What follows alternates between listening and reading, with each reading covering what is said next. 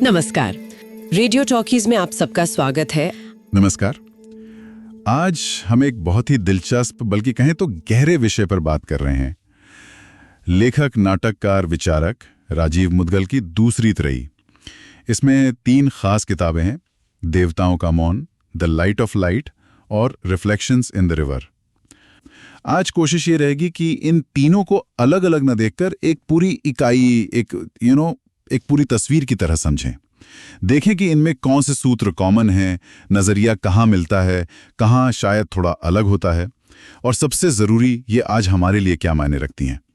मुद्गल कैसे ये मुश्किल विषय जैसे बिखराव है या ज्ञान का संकट या फिर समग्रता की तलाश, इन्हें कहानियों, संवादों, अपने अनुभवों और दार्शनिक सोच से बुनते हैं।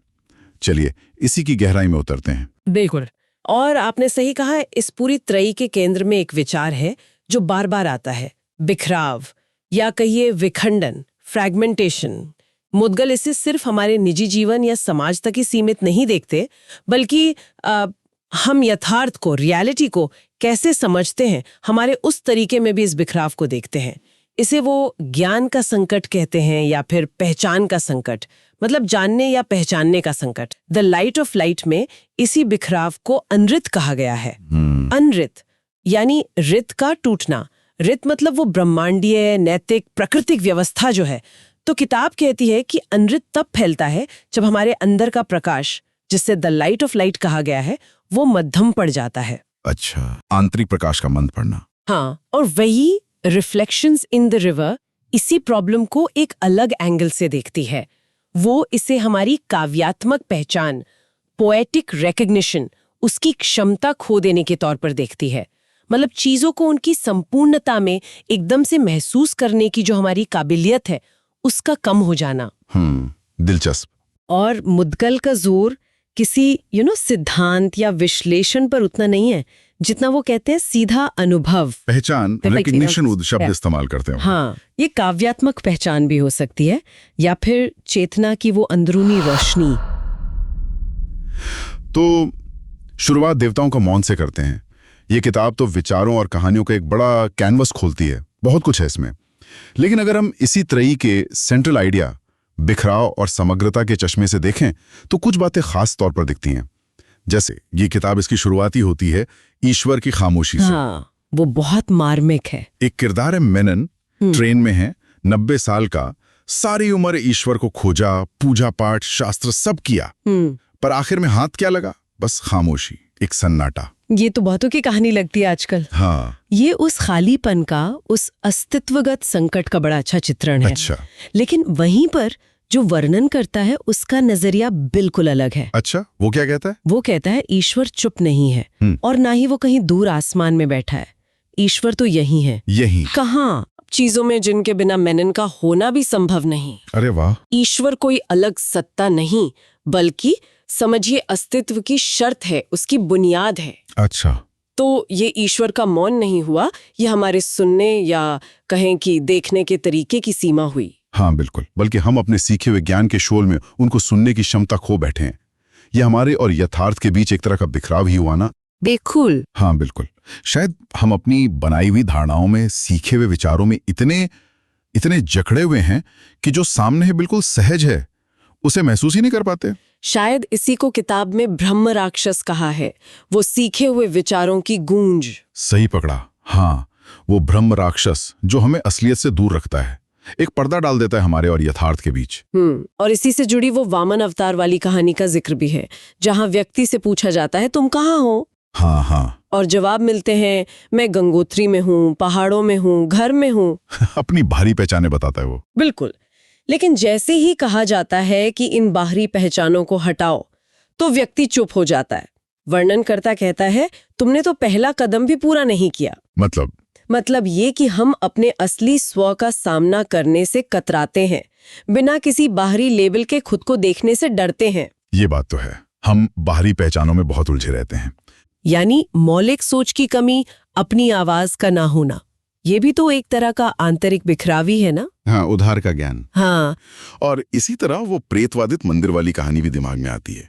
बाघ के भूत का मिथक और गांव वालों का उस पर यकीन, ये दिखाता है कि कैसे हमारी सामूहिक कल्पना भी यथार्थ का हिस्सा बन जाती है और कह सकते हैं कंस्ट्रक्टेड हो सकती है, खासकर जब हम चीजों को पूरी तरह से ना देखें। किताब विज्ञान और तकनीक पर भी कुछ कहती है, क्वांटम मैकेनिक्स वगैरह। हाँ, उसकी सीमाओं पर टिप्पणी है। कहती है कि ये सब आकर्षक हो सकता है, दिलचस्प हो सकता है, पर असलियत नहीं है। परम सत्य जिसे सत कहा वो नहीं है। हाँ, वो कहते हैं कि सत्य तो बिल्कुल साधारण में है, रोजमर्रा की चीजों में जो सामने है। और यहीं से शायद वो वाक और ब्रह्म के एक होने की बात आती है। बिल्कुल, वाक यानी वाणी या चेतना कह लीजिए, और ब्रह्म यानी परम सत्ता। इनका एक होना भर्तृहरि के वाक्यपदीय में, ज्ञानेश्वरी में भी इसके संकेत है। तो ये वाक सिर्फ बोली जाने वाली भाषा नहीं है। नहीं नहीं, उससे कहीं गहरी बात है। ये वो मूल चेतना है जिससे शब्द उभरते हैं, अर्थ उभरते हैं, पूरी दुनिया उभरती है। ओंकार जो है वो इसी एकता का प्रतीक है। अच्छा, ये विचार कि भाषा सिर्फ चीजों को बताती नहीं बल्कि वास्तविकता को संभव बनाती है, ये अपने आप में बहुत गहरा है। ये तो है। किताब में कल्कि अवतार की भी एक अलग सी व्याख्या है कि कल्कि कोई एक इंसान नहीं होगा। हाँ, ये भी दिलचस्प है। कल्कि को वो एक व्यक्ति के बजाय जीने का एक नया तरीका, एक नए नैतिक विधान का उदय मानते हैं। ये फिर वही बात हुई, वेदांत और साहित्य को जोड़ना। ये चीज इन रचनाओं में बार बार दिखती है। हाँ, और ये धागा हमें सीधा मुद्गल की एक और बड़ी चिंता की तरफ ले जाता है, विखंडन, बिखराव, फ्रैगमेंटेशन। कल्कि अवतार वाले अध्याय में एक चेतावनी है, वेदांत को साहित्य से अलग करना सनातन का अंत है। ये तो बहुत बड़ी बात है। हाँ, मतलब ज्ञान को सिर्फ दिमागी कसरत, इंटेलेक्चुअल एनालिसिस तक सीमित कर देना और उसके काव्यात्मक, अनुभवात्मक पहलू को नकार देना, ये भी एक तरह का बिखराव है। ज्ञानेश्वरी वाले अध्याय में भी शब्द तत्वम कहकर इसी जुड़ाव पर जोर है कि ब्रह्मन और वाक यानी चेतना या वाणी एक ही है। तो देवताओं का मौन एक तरह से जमीन तैयार कर रही है, कई कोणों से बिखराव और फिर वापस समग्रता की तलाश के बीज बो रही है। चाहे वो ईश्वर पर शक हो, भाषा का खेल हो, उधार का ज्ञान हो, या फिर ज्ञान और कला का अलगाव। बिल्कुल सही, वो एक फाउंडेशन रखती है। और इसी को केंद्र में रखकर उनकी दूसरी किताब है, रिफ्लेक्शंस इन द रिवर। अच्छा, ये वो किताब है जिसमें कालिदास और दिग्नाक के बीच बातचीत है। हाँ, एक काल्पनिक संवाद। कालिदास जो एक तरह से समग्र दृष्टि के प्रतीक हैं, काव्यात्मक समझ के, और दिग्नाग वो बौद्ध तार्किक थे ना। हाँ, जो तर्क और विश्लेषण पर जोर देते हैं। तो ये सिर्फ विचारों की लड़ाई नहीं है, बल्कि दुनिया को जानने के दो अलग अलग तरीकों का टकराव है। सही। कालिदास जिस काव्यात्मक पहचान, पोएटिक आइडेंटिफिकेशन की बात करते हैं। हाँ, ये काव्यात्मक पहचान क्या है, इसे थोड़ा और समझाएंगी? देखिए, ये चीजों को टुकड़ों में तोड़कर समझने वाली प्रक्रिया नहीं है। ये एक सीधी तात्कालिक पहचान है, पूरी चीज को एक झटके में पहचान लेना। जैसे कोई उदाहरण है? हाँ, किताब में उदाहरण है कि एक माँ अंधेरे में भी अपने बच्चे के रोने की हल्की सी आवाज को फौरन पहचान लेती है। हाँ, ये तो होता है। वो आवाज के उतार चढ़ाव का विश्लेषण थोड़ी करती है, वो बस जान जाती है ये मेरा बच्चा है। ये दिन्नाग के ज्ञान बनाने के तरीके से बिल्कुल अलग है।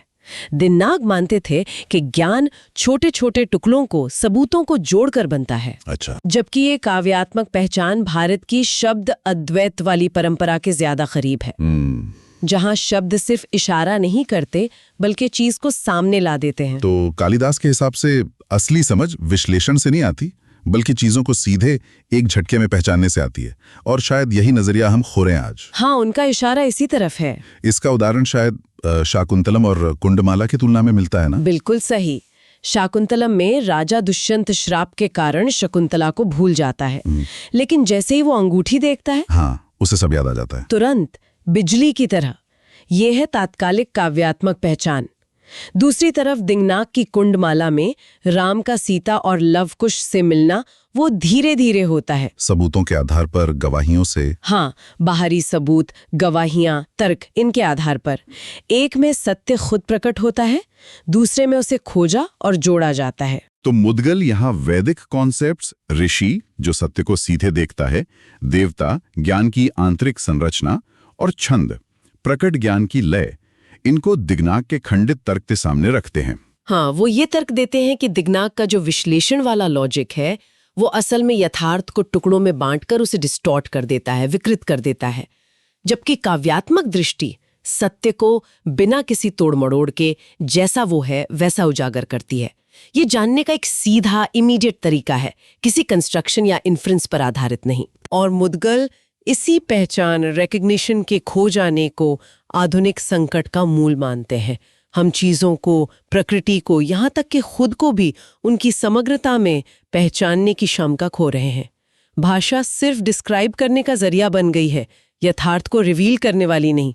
प्रकृति बस रिसोर्सेज का ढेर बन गई है, एक जीती जागती सत्ता नहीं। और तकनीक के रोल पर भी बात है इसमें। हाँ, किताब ये आर्ग्यू करती है कि तकनीक यथार्थ पर एक आर्टिफिशियल पर्दा डाल सकती है। हम सूचना और विश्लेषण में इतने खो गए हैं कि वो सीधा तात्कालिक अनुभव, वो इमीडिएट रिकग्निशन पीछे छूट गया है। जरूरत है उस क्षमता को फिर से पाने की, ये समझने की कि हम अलग थलग यूनिट्स नहीं हैं, बल्कि एक बड़े संपूर्ण का हिस्सा हैं। यहाँ एक सवाल है, आज की दुनिया तो बहुत जटिल है, हमें हर चीज का विश्लेषण करना पड़ता है, तो क्या ये काव्यात्मक पहचान सिर्फ एक रोमांटिक विचार नहीं रह गया है? इसकी कोई प्रैक्टिकल जगह है? ये बहुत जरूरी सवाल है। मुदगल का तर्क है कि ये सिर्फ रोमांटिक नहीं बल्कि बहुत जरूरी है। वो मानते हैं कि आज का जो संकट है उसकी जड़ इसी काव्यात्मक दृष्टि के खो जाने में है। अच्छा, कैसे? जब हम प्रकृति को सिर्फ इस्तेमाल करने लायक संसाधनों का ढेर मानने लगते हैं, जब भाषा सिर्फ सूचना देने का माध्यम बन जाती है और अपना गहरा अर्थ खो देती है, हाँ, तब हम दुनिया को और खुद को भी टुकड़ों में देखने लगते हैं। ये बिखराव हमें अपनी जड़ों से काट देता है, चीजों की समग्रता से दूर कर देता है। तो ये जो बिखराव बाहर दिखता है, मुदगल मानते हैं कि इसकी जड़ हमारे जानने के तरीके में है। हाँ, बिल्कुल। अब त्रयी की तीसरी कड़ी पर आते हैं, द लाइट ऑफ लाइट की बात करते हैं। ये किताब शांति प्रकाश नाम के एक व्यक्ति की कहानी के जरिए इन्हीं आइडियाज को सोशल और स्पिरिचुअल लेवल पर ले जाती है। शांति प्रकाश की कहानी उनके अंदर का जो आध्यात्मिक तनाव है उसे दिखाती है।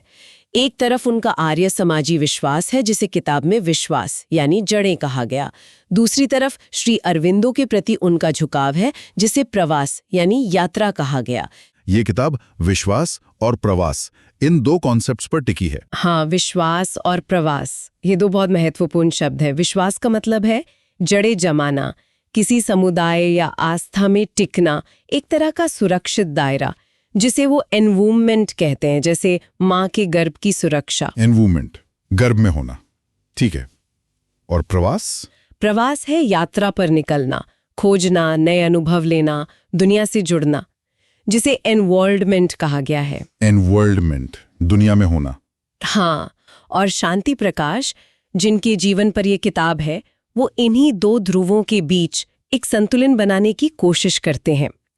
ये द्वंद्व, ये खिंचाल भी तो एक तरह का अंदरूनी बिखराव है। और उनकी मृत्यु से ठीक पहले का वो अनुभव जिसमें वो खुद को प्रकाश के भंवर में खिंचता हुआ देखते हैं और सनत कुमारों और कृष्ण से मिलते हैं, ये तो उनके रैशनल बिलीफ से बिल्कुल परे था। हाँ, बिल्कुल। इसकी क्या व्याख्या है? क्या ये किसी खास देवता की पुष्टि है या कुछ और? मुदगल इसे किसी एक देवता के दर्शन से ज्यादा गहरा मानते हैं। उनके लिए ये अनुभव उस परम अद्वैत सत्य की ओर इशारा है जिसे वो प्रकाश का प्रकाश कहते हैं। प्रकाश का प्रकाश? हाँ, ये वो साक्षी चेतना है जो जीवन, मृत्यु, देवता, सारे अनुभव इन सब से परे है, लेकिन इन्हीं के जरिए सब कुछ प्रकट होता है। अच्छा, ये कुछ वैसा ही है जैसा बुद्ध ने अनुभव किया होगा, या जैसा श्रोत में अनित्ता के अनुभव का जिक्र है, जहां जानने वाला, जाने जाने वाली चीज और जानने की प्रक्रिया तीनों एक हो जाते हैं। इसे कैसे समझे? आप इसे उस स्क्रीन की तरह समझ सकती हैं जिस पर पूरी फिल्म चलती है। स्क्रीन खुद फिल्म का हिस्सा नहीं है, लेकिन उसके बिना फिल्म दिख ही नहीं सकती। समझा। ये चेतना का विचार तो बहुत गहरा है, और सबसे चौंकाने वाली बात यह है कि मुदगल इस अंदरूनी प्रकाश को सीधे सीधे बाहरी दुनिया से जोड़ते हैं, मतलब हमारे समाज और राजनीति से। हाँ, बिल्कुल। मुदगल कह रहे हैं कि जब तक समाज का नेतृत्व या कहें कि उसकी आत्मा अंदरूनी सच्चाई से जुड़ी नहीं है, तब तक बाहरी नियम कानून या तरक्की उसे बिखरने से नहीं बचा सकते। यही उनका तर्क है। किताब इसकी तुलना दो तरह के पुलिस से भी करती है, धुएं का पुलिस और प्रकाश का पुलिस। हाँ, जो छांदोग्य उपनिषद की इंद्र और विरोचन की कहानी से जुड़ता है। हाँ, विरोचन जो असुरों का राजा था। हाँ, वो शरीर को ही आत्मा मान लेता है और वो स्थापित करता है धुएं का पोलिस, एक ऐसा समाज जो पूरी तरह भौतिक चीजों पर, परंपराओं पर, बाहरी नियमों पर और दुनियावी सुखों पर टिका है। उपनिषद इसे पितृयान कहते हैं, पूर्वजों का मार्ग, जो अपनी जगह जरूरी है पर शायद अधूरा है। हाँ, अधूरा है। दूसरी तरफ इंद्र है। इंद्र अपनी दिव्य असंतुष्टि की वजह से सतही जवाबों पर नहीं रुकते हैं। वो खोजते रहते हैं और आत्म साक्षात्कार तक पहुंचते हैं, और वो स्थापित करते हैं प्रकाश का पोलिस, जो ज्ञान, मुक्ति और आंतरिक सत्य पर आधारित है। हाँ, इसे देवयान कहा गया है, देवताओं का मार्ग। ये उस उपनिषद के दो पक्षों की तरह है, एक जो फल खाता है यानी कर्मों और दुनिया में लिप्त है, और दूसरा सिर्फ देखता है, साक्षी चेतना। बिल्कुल। तो क्या ये कह सकते हैं कि आज की राजनीति या समाज का जो संकट है वो इसी प्रकाश के पोलिस के आदर्श से दूर हटने में है? हाँ, एक तरह से यही निष्कर्ष निकलता है। जब नेतृत्व का ध्यान सिर्फ बाहरी चीजों पर रहता है, सत्ता, अर्थव्यवस्था, विचारधारा, और अंदरूनी ध्रुव यानी नैतिक चेतना से संपर्क टूट जाता है। बिल्कुल। किताब में काठमांडू विद्रोह जैसे कुछ समकालीन संदर्भ भी आते हैं। हाँ, मैंने पढ़ा। लेकिन मुदगल का जोर किसी खास घटना पर नहीं है, वो सिद्धांत पर ध्यान दिला रहे हैं कि जब राजधर्म सिर्फ लॉ एंड ऑर्डर या इकोनॉमिक मैनेजमेंट बनकर रह जाता है और उस आंतरिक रित या सत्य से कट जाता है, तो बिखराव और अव्यवस्था लाजमी है। हाँ, बाहरी उथल-पुथल अक्सर अंदरूनी रोशनी के मध्यम पड़ने का ही लक्षण होती है। मुदगल इसे इस बात से जोड़ते हैं कि हमारी आत्मसमझ हमारे समाज की नींव कैसे बनती है। विरोचन का भौतिकवाद एक ऐसे समाज को जन्म देता है जो सिर्फ बाहरी सतही चीजों पर टिका है, जबकि इंद्र की खोज एक गहरे आध्यात्मिक समाज की बुनियाद बन सकती है। और यहीं से पोलिस ऑफ लाइट का आइडिया आता है। सही कहा। बिल्कुल, ये इस किताब का शायद सबसे सेंट्रल आइडिया है। मुदगल कहते हैं कि एक आदर्श समाज यानी पोलिस, उसका केंद्र या ध्रुव जिसे पोल कहते हैं, वो कोई बाहरी सत्ता या नियम नहीं, बल्कि लाइट ऑफ लाइट यानी आंतरिक जागरूकता होनी चाहिए। राजधर्म का असली मतलब सिर्फ एडमिनिस्ट्रेशन नहीं, बल्कि समाज की इस आंतरिक व्यवस्था, इस रित की रक्षा करना है। और जब ये अंदरूनी प्रकाश, ये लाइट मंद पड़ती है, तो समाज अंधरित में गिर जाता है, यानी अव्यवस्था, बिखराव, भूलने की स्थिति। तो समाज का संकट असल में चेतना का संकट है। हाँ, मुदगल का तर्क एसेंशियली यही है। वो गांधी, नेहरू, अंबेडकर, विवेकानंद, दयानंद, कृष्णमूर्ति जैसे कई भारतीय विचारकों से एक तरह का संवाद करते हैं, उनकी सीमाओं को दिखाते हैं और उन्हें एक इंटीग्रेटेड वैदिक नजरिए में पिरोने की कोशिश करते हैं। आधुनिक संकट, जैसे किताब में काठमांडू विद्रोह 2025 का जिक्र है, उसे वो राजधर्म की इसी विफलता और अनृत के फैलने के तौर पर देखते हैं, मतलब समाज का अपनी आंतरिक रोशनी से कट जाना। ये तो बहुत गहरा सामाजिक राजनीतिक विश्लेषण है। तो इन सारी चर्चाओं और रचनाओं को अगर समेटें तो मुख्य बातें क्या उभरती हैं? एक तो हमने देखा कि अर्थ की खोज उस खामोशी से आगे जाती है जिसे हम अक्सर ईश्वर की चुप्पी मान लेते हैं। हाँ। फिर हमने आधुनिक दुनिया के बिखराव की चुनौती को देखा और उसके सामने एक समग्र सीधी पहचान, वो काव्यात्मक पहचान, उसकी जरूरत को समझा। यानी पोलिस का ध्रुव या राजधर्म, इनके बीच के गहरे और अटूट रिश्ते को पहचाना। हाँ, ये दोनों अलग अलग नहीं है। नहीं, एक ही सिक्के के दो पहलू हैं। मुझे देवताओं का मौन का वो संदेश फिर याद आ रहा है, बहुत शक्तिशाली है कि शक्ति कहीं बाहर नहीं, तुम्हारे भीतर है। हाँ, जैसा किताब कहती है, तुम ब्रह्म का शब्द हो। ये बहुत बड़ी बात है। बिल्कुल। इसका मतलब है कि हमें अपने कामों को, अपनी बातों को, अपनी सोच को उस अंदरूनी सच्चाई के साथ जोड़ना होगा। ये तो एक बड़ी जिम्मेदारी का आह्वान है। हाँ, ये वास्तव में है। अगर हम ब्रह्म का शब्द है तो हमारे जीवन में वो प्रमाणिकता दिखनी चाहिए, हमारे कर्म उस सत्य की अभिव्यक्ति होनी चाहिए। तो अब अगर इन तीनों किताबों को एक साथ रखकर देखें, जैसा हमारा शुरू में इरादा था, तो क्या तस्वीर उभरती है?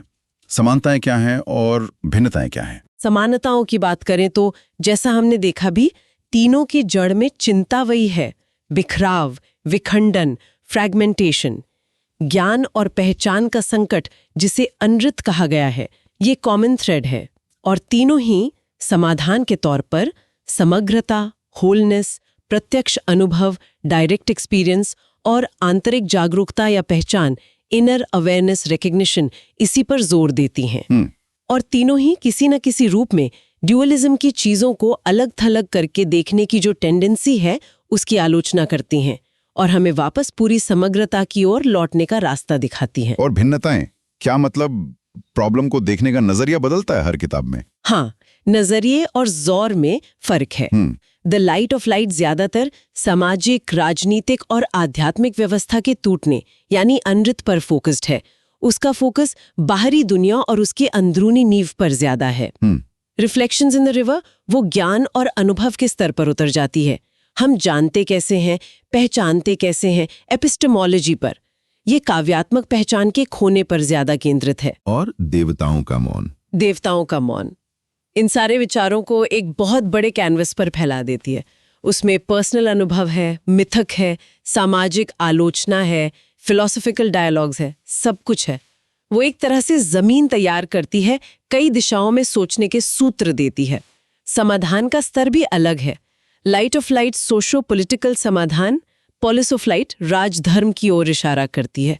रिफ्लेक्शंस व्यक्तिगत और ज्ञान के स्तर पर बदलाव, काव्यात्मक दृष्टि पर जोर देती है। और देवताओं का मौन मल्टी लेवल समाधान सुझाती है, पर्सनल खोज से लेकर सामाजिक सुधार और वेदांत के रेनेसा तक। और हर किताब के अपने खास रूपक या मेटाफर्स भी हैं, ये भी एक भिन्नता है। बिल्कुल बिल्कुल।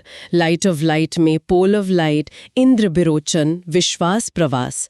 रिफ्लेक्शंस इन द रिवर में काव्यात्मक दृष्टि, पहचान, रिकग्निशन, शाकुंतलम बनाम कुंडमाला।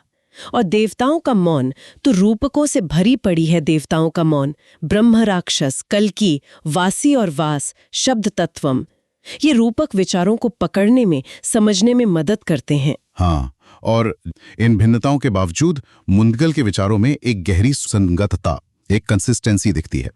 लगता है जैसे वो एक ही मूल समस्या विखंडन को अलग अलग लेंस से देख रहे हैं और हमें समग्रता की ओर लौटने के अलग अलग रास्ते सुझा रहे हैं। तीनों किताबें मिलकर एक ज्यादा बड़ी और गहरी तस्वीर पेश करती हैं। बिल्कुल।